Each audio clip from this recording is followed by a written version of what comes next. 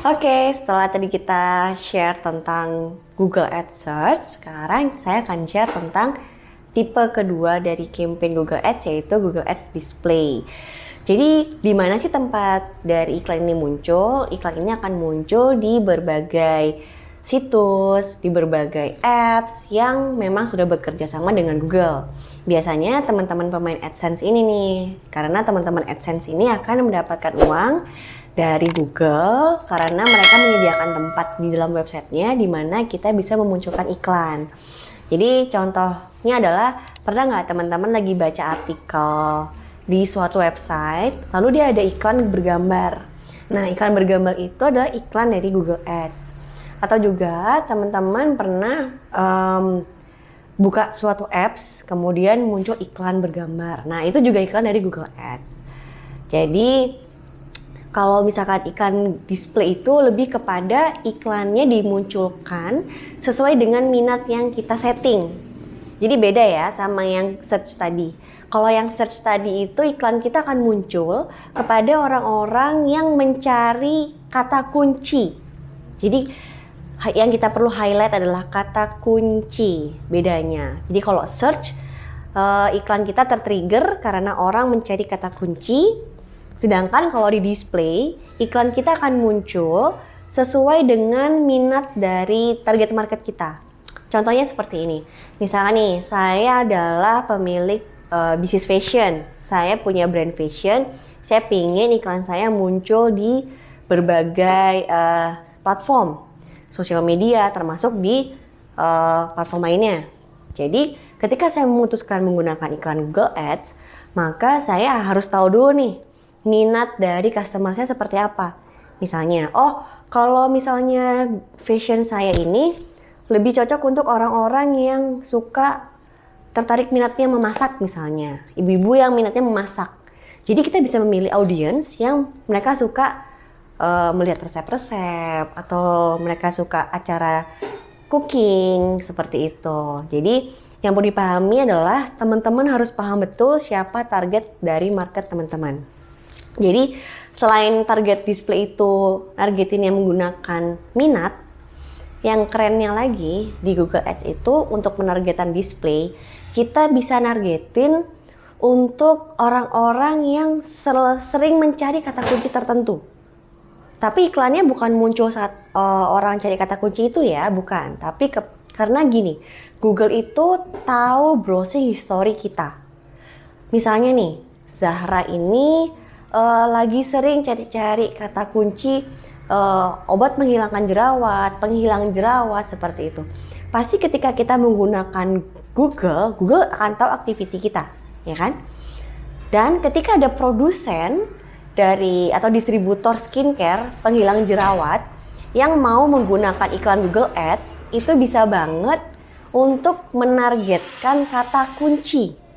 Jadi, kita bisa menargetkan kata kunci yang berkaitan dengan jerawat, lalu iklan kita akan dimunculkan kepada audiens yang memang mereka sedang mencari obat jerawat. Tapi munculnya bisa di berbagai macam ya, yang seperti saya sebutkan tadi. Misalkan ketika saya lagi sering cari obat jerawat, kemudian saya lagi asik baca-baca artikel yang lain, itu bisa muncul. Karena sebelumnya di story saya suka mencari kata kunci obat jerawat. Kayak gitu. Lalu selanjutnya ada juga untuk penargetan berdasarkan ini ya, untuk display penargetannya berdasarkan website yang sering dikunjungi. Itu bisa juga. Misalnya nih, saya tadi kan kasusnya fashion ya. Maka kita bisa ngeriset list dari website kompetitor kita yang memang target marketnya serupa. Maka Google akan memunculkan iklan Anda kepada orang-orang yang memang interestnya ke website itu. Seperti itu. Jadi sebenarnya cukup powerful sih kalau kita mau mendalami ini gitu. Jadi banyak banget yang bisa kita explore. Cuman ya pastinya harus tetap bersabar ya, karena yang namanya ngiklan itu bukan berarti langsung dapat winning. Jadi kita harus explore, kita harus cek, kita harus lihat hasil, kemudian kita harus menyesuaikan, make adjustment gitu. Apakah targeting kita udah bener apa belum, kayak gitu. Terus next, selain tadi kita bisa nargetin untuk minat, kemudian kata kunci, kemudian website. Yang kerennya lagi, kita bisa juga menargetkan iklan kita muncul kembali ke orang-orang yang udah pernah masuk ke website kita. Kalau teman-teman yang udah terbiasa main Facebook atau teman-teman yang terbiasa main IG Ads itu kita sebutnya pixel ya. Jadi retargeting. Nah, kalau di Google Ads itu kita sebutnya remarketing gitu. Jadi kita akan mengiklankan kembali iklan kita kepada orang yang pernah masuk ke website. Kayak gitu. Terus, yang ketiga. Jadi setelah kita udah ngomongin tentang iklan Google Ads Search, yang kedua iklan Google Ads Display. Nah, yang ketiga nih, iklan untuk YouTube. Jadi kalau teman-teman ingin beriklan, tapi bentuknya video, itu bisa banget. Misalnya saya pemilik brand fashion ya, terus saya ingin meningkatkan awareness terhadap brand saya, sehingga orang jadi tahu gitu loh, ketika memikirkan hijab, oh beli brand Zahra misalnya. Jadi saya harus menanamkan itu kan, jadi kita harus memperbanyak impressionnya. Jadi kita bisa mengiklankan video kita ke dalam YouTube ya. Dan itu juga kalau kita ngomongin YouTube, itu penargetannya bisa tadi tuh ya, sama seperti display, yaitu minat. Atau yang kerennya lagi, kita bisa memilih kita muncul di channelnya siapa aja sih. Bahkan kita bisa milih sampai ke detail videonya. Misalnya, oh saya mau nih video saya ini, iklan video saya muncul di videonya si vlogger ini nih gitu. Itu bisa banget. Selama si vlogger itu bekerja sama ya dengan Google. Maksudnya dia memonetize untuk channelnya seperti itu. Jadi itu bisa banget. Lalu yang keempat, ini untuk teman-teman yang memang menggunakan apps. Jadi maksudnya yang bisnisnya itu bergerak di bidang apps atau di bisnisnya memiliki apps ya. Jadi untuk kita mengiklankan apps kita biar banyak yang download. Itu namanya kita sebutnya UAC atau Universal Apps Campaign. Itu bisa banget dipakai. Jadi iklannya teman-teman ini, iklannya tentang apps-nya itu munculnya di multi platform.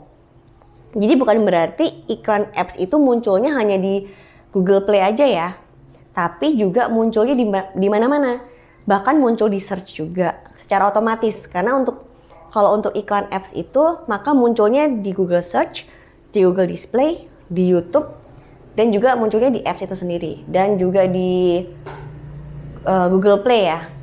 Ya seperti itu. Selanjutnya, untuk teman-teman yang baru mau memulai untuk beriklan di Google, saran saya adalah yang pertama adalah lakukan riset. Jadi tahapan pertama, teman-teman harus menggunakan waktu teman-teman untuk ngeriset kata kunci apa sih yang memang cocok untuk produknya teman-teman. Karena kita nggak bisa ngasal aja gitu untuk naruhin kata kunci. Kenapa? Karena kan kalau bagi saya setiap klik itu berharga. Karena setiap klik itu adalah kita kan sudah dikenai biaya ya oleh Google. Sehingga jangan sampai kata kunci itu terbuang sia-sia. Jadi pastikan bahwa kata kunci itu merupakan kata kunci yang tepat untuk menggiring orang yang tepat, gitu ya. Jadi gimana sih caranya untuk riset keyword? Yang bisa kita lakukan adalah kita menggunakan beberapa tools, ya. Kalau toolsnya Google sendiri itu kita bisa pakai Google Trend, atau kita bisa menggunakan tools di dalam Google Ads sendiri yang namanya Google Keyword Planner. Atau kalau untuk tools di luar itu biasanya pakainya keywordtools.io sih. Atau mungkin teman-teman punya